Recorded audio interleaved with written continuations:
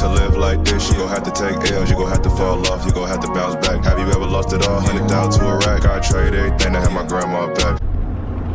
What's good, y'all? Back again. Another day. Yes, I did just hit myself in the head. And yes, I am keeping this in. It is what it is, Pop. Yeah, man. It's another day. Your boy is still here. I'm still here. I am the Curtis York. You know what I'm saying? I appreciate you watching, tuning in, you know, all that good stuff. If it's your first time here, welcome. If you've been here before, welcome back. You know, we just talk, man. It's my channel's really near and dear. It's really personal to me. My people, I rock with y'all, man. I don't know, man. I'm in a really real space, so let me start with that. For those of you who don't know, my grandmother passed on Thursday of last week. At the recording of this video today, it is Monday of the following week.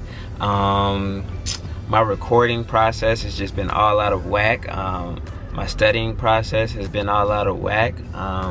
Mentally, I'm all out of whack. And yeah, welcome, guys. It is definitely a show. Excuse me, I had to burp. I don't have my journal with me. I left my journal. So let me just tell y'all, man. So the plan was for me and the family, of course, my wife and my 3 children. We were going to stay in South Carolina, which is where everything is happening at. Your boy is recently unemployed. I lost my job 1 week. I lost my grandmother the following week. So, you know, we just all over the place. But the goal was to stay in Bishopville for the week, just to make sure, you know, any preparations or any help needed with the funeral arrangements or whatever the case may be, I could be there hands-on. You know, I could support my mom as needed, make sure she's good, because, you know, when people die, family goes left and crazy and whatnot. And I had a dentist appointment today, so I ended up having to come back to Charlotte because I really need to go there. Your boy hasn't been to the dentist in years. There was a long stretch in time where after my teaching career, I didn't have insurance, just out here doing the entrepreneur thing, doing the real estate thing without a safety net, and you know, my dental hygiene suffered. Luckily, it wasn't that bad, you know. The dentist was like, man, if you did not have a checkup or your teeth cleaned or nothing like that, you know, you're in pretty good shape. You know, not the best shape in the world, but not the worst. Anyway, so yeah, now we're in Charlotte, back home, and I'm going to the gym because I really need to burn off some of this excess energy and some of this aggression that I have, because, you know, just, I don't know, it's been very tense lately, and I feel like I could talk to y'all. Granted, I'm talking to the internet and everybody's gonna see it, so it is what it is. But you know, I've really been on edge. My tension has been high.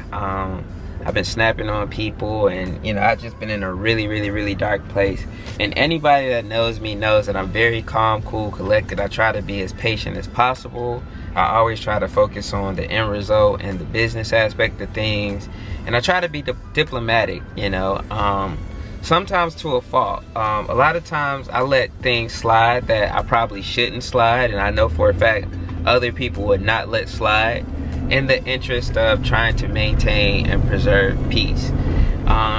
You know, there's other times where I've overreacted due to me bottling things up and, you know, just exploding, and, you know, severely overreacting to minor situations. So, you know, I figured in this case, the best thing for me to do in order for me to maintain my calm, level head was, you know, for me to just ultimately remove myself from the situation. And you know, that's just distance. But I got a phone call coming in. I'm rambling, but I am going somewhere, and I'm gonna definitely update you guys and keep you posted. So let me check line. We're back, guys. But yeah, you know, like I said, to a fault, sometimes I let things slide that I know for a fact other people would be on edge about, you know, and I try to be as rational and diplomatic as possible. But sometimes, you know, diplomacy doesn't always work. rationality doesn't always work, especially when you're dealing with emotions. Sometimes you just gotta go off the deep end and you gotta go different places. And you know, for me, rather than going to a different place and, you know, just going off the edge and losing control, I would much rather, you know, just remove myself from the situation. And I think that that was the plan for it to happen the way that it did, because I also have a training Thursday. Your boy's in the process of becoming a home inspector as well. While all of this is going on, I'm also in the process of getting my OSHA 30-hour certification. So, you know, we got a lot of moving pieces going on right now, and, you know, the last thing I need to be doing is, you know, snapping and acting crazy. I need to make sure that I have my peace of mind, you know what I'm saying? So ultimately it did work out where I have to be home and away from the nucleus of the situation and just relax, man. But, you know, and I'm going to do a whole episode specifically just talking about the grieving process and what it's been like for me. I also want to talk about the funeral process and what you guys can expect, because there's a lot that ties into that as well. And, you know, even just family drama and family issues, man, we're going to talk about all of it, because these are things that go on not just in my family. And, you know, it's happened on both my sides. You know, I just lost my other grandma, my father's mom, last year.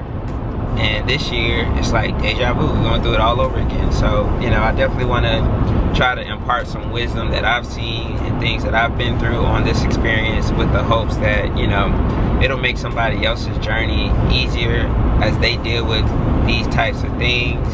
And, you know, we just kind of go from there, man. I really just want to make sure that I make the road easier as other people navigate through these circumstances, because we don't talk about death enough, and, you know, the void that it leaves and the unresolved trauma that lingers on, and how it affects not just our generation, but the generations in front of us and the generations behind us. You know, everybody isn't always rational in these situations. And again, rationality isn't always good. Sometimes you have to be irrational, and sometimes you have to take it there. And, you know, that's something that I wrestle with, because, you know, I have a hard time finding balance of when to take it there and when to not. And, you know, even that is due to unresolved trauma and issues that I need to work on, as far as setting boundaries and, you know, determining how to enforce those boundaries. And it's just a lot, guys. Like I said, man, I always wanted this channel to be a platform where we discuss topics. And, you know, a part of me, for those of you who don't know, I think I mentioned it earlier, I was a teacher at one point, and I like to educate people with real life practical situations. And, you know, death is the realest practical situation, because everybody's gonna die. We're all gonna die. You know, that's pretty much the only thing that's guaranteed to us, that we're not gonna be here forever. And so with that being said, we have to figure out what that looks like, and handling the paperwork and handling the emotions, and, you know, digging through and getting to the root causes of things. Because, you know, usually when people are loud and they're talking tough and they're blustering and all of that, you know, it's just a defense mechanism, because, you know, they don't want to expose the actual raw emotion, man, because it's uncomfortable to, you know, admit that you're not doing okay. It's uncomfortable to admit that you're hurting, or that you're grieving, or that you're sad that you lost somebody. And so you rather, you know, take the issues out on somebody else, or, you know, say that you're good and put on this persona and act, you know, like you're okay when you're not. And that's not me, bro. If I'm not okay, I'm gonna say I'm not okay. You know, we're gonna do what we do, and then we're gonna move on, you know.